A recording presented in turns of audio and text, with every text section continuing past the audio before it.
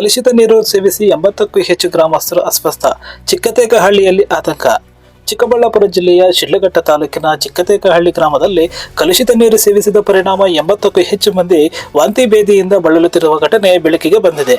ಕಳೆದ ಒಂದು ವಾರದಿಂದ ಗ್ರಾಮದಲ್ಲಿ ಈ ಸಮಸ್ಯೆ ಕಾಣಿಸಿಕೊಂಡಿದ್ದು ದಿನದಿಂದ ದಿನಕ್ಕೆ ಅಸ್ವಸ್ಥರ ಸಂಖ್ಯೆ ಹೆಚ್ಚಾಗುತ್ತಿದೆ. ಗ್ರಾಮಸ್ಥರು ವಾಂತಿ ಹಾಗೂ ಭೇದಿಯಿಂದ ಬಳಲುತ್ತಿದ್ದು ಹಲವರನ್ನು ಆಸ್ಪತ್ರೆಗೆ ದಾಖಲಿಸಿ ಚಿಕಿತ್ಸೆ ನೀಡಲಾಗುತ್ತಿದೆ. ಕುಡಿಯುವ ನೀರಿಗೆ ಚರಂಡಿ ನೀರು ಮಿಶ್ರಣವಾಗಿರುವ ಸಾಧ್ಯತೆ ಈ ಸಮಸ್ಯೆಗೆ ಕಾರಣವಾಗಿರಬಹುದು ಎಂಬ ಅನುಮಾನ ವ್ಯಕ್ತವಾಗಿದೆ. ಗ್ರಾಮದಲ್ಲಿನ ಕೆಲವು ಜಾನುವಾರುಗಳ ಆರೋಗ್ಯದಲ್ಲಿಯೂ ಏರುಪೇರು ಕಂಡು ಬಂದಿದೆ ಎಂದು ಸ್ಥಳೀಯರು ತಿಳಿಸಿದ್ದಾರೆ. ಈ ಕುರಿತು ಗ್ರಾಮಸ್ಥರು ಸಂಬಂಧಪಟ್ಟ ಅಧಿಕಾರಿಗಳಿಗೆ ಹಲವು ಬಾರಿ ದೂರು ನೀಡಿದರೂ ಆರಂಭದಲ್ಲಿ ಸಮರ್ಪಕವಾಗಿ ಸ್ಪಂದಿಸಿಲ್ಲ ಎಂಬ ಆರೋಪ ಕೇಳಿಬಂದಿದೆ. ಕಳೆದ ಒಂದು ವಾರದಿಂದ ಪ್ರತಿದಿನ ಹೊಸ ಪ್ರಕರಣಗಳ ವರದಿಯಾಗುತ್ತಿದ್ದು ಜನರಲ್ಲಿ ಆತಂಕ ಮನೆ ಮಾಡಿದೆ. ಪರಿಸ್ಥಿತಿ ಗಂಭೀರವಾಗುತ್ತಿದ್ದಂತೆ ಇಂದು ಆರೋಗ್ಯ ಇಲಾಖೆ ಅಧಿಕಾರಿಗಳು ಗ್ರಾಮಕ್ಕೆ ಭೇಟಿ ನೀಡಿ ಪರಿಶೀಲನೆ ನಡೆಸಿದ್ದಾರೆ. ನೀರಿನ ಮಾದರಿಯನ್ನು ಸಂಗ್ರಹಿಸಿ ಪರೀಕ್ಷೆಗೆ ಕಳುಹಿಸಲಾಗಿದ್ದು ಕಲುಷಿತ ನೀರಿನ ಮೂಲ ಪತ್ತೆ ಹಚ್ಚುವ ಕಾರ್ಯ ಆರಂಭವಾಗಿದೆ.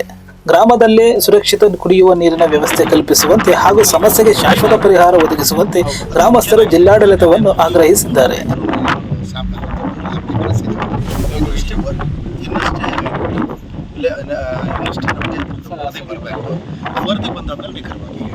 ಅದೇ ಸರ್, ಹಸುಗಳಿಗೂ ಸಹ ಸೇಮ್ ಇದೇ ತರ ಸಮಸ್ಯೆಗಳಾಗ್ತಿದೆ ಅಂತ ಹೇಳಿ ಸರ್ ದನ ಕರುಗಳಿಗೆ.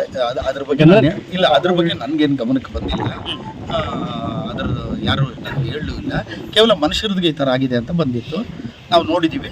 ಇನ್ನಷ್ಟೇ ವರದಿ ಬಂದಿದ್ಮೇಲೆ ನಾನು ನಿಖರವಾಗಿ ಏನು ಅಂತ ಹೇಳ್ಬೋದು ಸರ್. ಈಗ ಒಟ್ಟಾರೆಯಾಗಿ ಸರ್ ಕಲುಷಿತ ನೀರು ಮತ್ತು ಇದರಿಂದ ಚರಂಡಿ ಮಿಕ್ಸ್ ಮಾಡಿ ಈ ಥರ ಮಿಕ್ಸ್ ಮಾಡ್ಕೊಂಡು ಕಲುಷಿತ ನೀರು ಮಿಶ್ರಣ ಆಗಿ ಈ ಥರ ಸಮಸ್ಯೆ ಆಗಿದೆ ಅಂತೇಳಿ ಆರೋಪ ಸರ್. ಇಲ್ಲ, ನಾನು ಮತ್ತು ಸ್ಥಳೀಯ ಪತ್ರಕರ್ತ ಮತ್ತು ಜನಗಳೆಲ್ಲ ಹೋಗಿದ್ವಿ, ವಾಟರ್ ಮ್ಯಾನ್ ಎಲ್ಲ ನೋಡಿದ್ವಿ. ಅಲ್ಲಿ ಒಂದು ಕಡೆ ಒಂದು ಸ್ವಲ್ಪ ಪೈಪ್ ಲೀಕ್ ಆಗಿತ್ತು. ಅದನ್ನು ನಿನ್ನೆ PDO ಅವರು ಸರ್ ಮಾಡಿದಾರಂತೆ. ನೋಡಿದೆ, ಇವಾಗ ಸರ್ ಮಾಡಿದ್ದಾರೆ. ಕಲುಷಿತ ಆದ್ಮೇಲೆ ಸರಿ ಮಾಡಿರೋದಲ್ವಾ ಅಂತ? ಅಲ್ಲ, ಒಟ್ಟಿಗೆ ಸರ್ ಮಾಡಿದ್ದಾರೆ, ನೋಡಿದ್ವಿ. ಸರ್, ಒಟ್ಟಾರೆ ನಿಮ್ಮ ಪ್ರಕಾರ ಎಷ್ಟು ಜನಕ್ಕೆ ಸರ್ ಈ ತರ ಬಂದು ಹೋಗಿ ಅಡ್ಮಿಷನ್ ಆಗಿರುತ್ತೆ ಮತ್ತು ಯಾವ ತರ? ಒಂದು 18ರಿಂದ 20 ಜನ ಸರ್ ಅಷ್ಟೇನಾ?